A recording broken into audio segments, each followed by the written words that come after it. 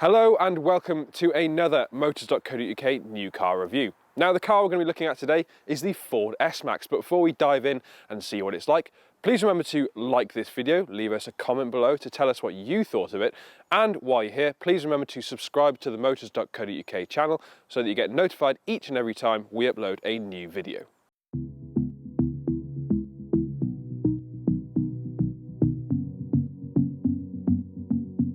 Now, despite the overwhelming increase in popularity of the SUV, it's safe to say that the MPV has always had a place on our roads, and this, the Ford S-Max, has historically been one of the best. Now, there's a new version and Ford has made it more refined and easier to live with than ever before. But can it take on those SUV rivals at the practicality game? We're going to get behind the wheel and find out. Given its large dimensions, the S-Max is a surprisingly svelte looking thing. This Vignale specification car gets a variety of chrome elements too, such as on the grille and on the boot badges, which helps give it a more premium feel. The sloped roofline gives it a sleeker appearance as well. Now, it's worth mentioning off the bat that this S-Max is a top-of-the-line Vignale version, which means that you get all of the bells and whistles that you could possibly think of. We've got heated and ventilated seats, which also have massage functions in them. We've got a heated steering wheel, we've got a full Sony surround system. It really is a comprehensive list of tech, but that does mean that it comes at a price. This car comes in at £42,000, which is a shed load of money, we'll admit. And at that price point, this cabin doesn't feel quite as premium as you'd expect. There's quite a lot of plastic used, and the screen isn't as large as you find in rivals. However, it is the same cabin that you'll get down in lower price versions, and that's where it becomes far more reasonable and far more value for money.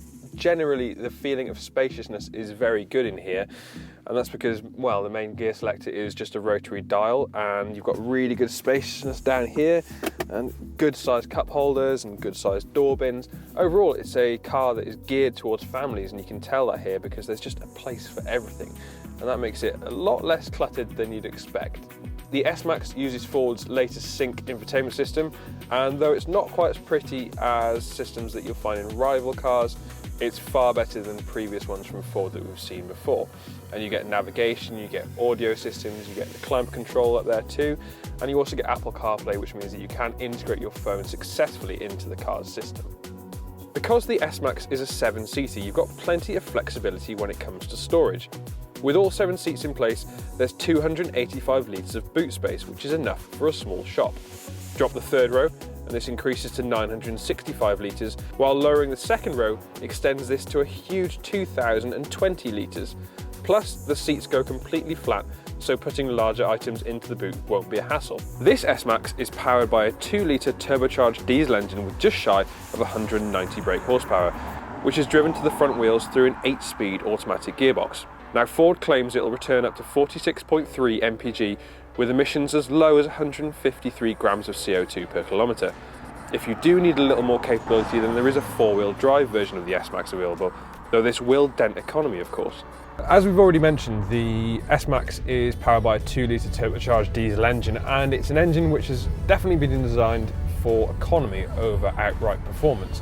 That doesn't mean that it's slow or sluggish to drive around, it just means that getting up to speed takes a little bit longer than in other cars. However, it is a refined experience being behind the wheel of the S-Max. A lot of the noise from outside is isolated from coming into the cabin. This makes it relaxing over long journeys. One of the best aspects of the S-Max is that it drives really nicely, and it drives far better, in fact, than many other SUVs that you'll be able to buy today. The steering is a little rubbery though, and that's a common Ford trait, but it's accurate and it's easy to place the car, and likewise there's not a huge amount of body roll, and that means that when you're driving through the corners the car doesn't feel too wibbly wobbly, and that's really nice in a car of this size. But that is the crucial word with the S-Max experience, and that's size. This is a big car, and that does mean that when you're parking it or driving around town you are conscious of its overall length. That said, the driving position does give you a good view of the road ahead, and though it's lower than the driving experience that you'll find in many SUVs, that makes it feel a little more car-like and therefore maybe slightly more approachable than it would be in a large off-roader. An aspect of the driving experience that is a little annoying is the size of these pillars. Ford has done well to put a small area of glass in between the two pillars, but it's such a large area that you do find yourself, particularly when you're coming up to roundabouts, looking around either side just to make sure that there isn't a car coming. It's a strange quirk of the vehicle, but it's one that you do get used to. However, it's still annoying even when you are up to speed with it being there. And on motorways, this car does very well indeed. It's refined, it's quiet, and it keeps up to speed with very little fuss. The 8-speed gearbox that's fitted to this car is very nice, it's smooth, and you can't take manual control via paddles or even via a shifter. It's not that sort of car at the end of the day, so having that omitted isn't really too much of an issue here.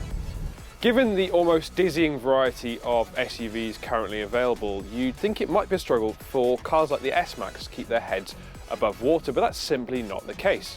If it's outright practicality you want, the S-Max does incredibly well, and the same can be said for its people-moving abilities. In fact, if we were given the choice between many SUVs currently on sale in the S-Max, then we'd probably lean towards the one with the Ford badge on the front, and that's why it's one that's easily worth recommending.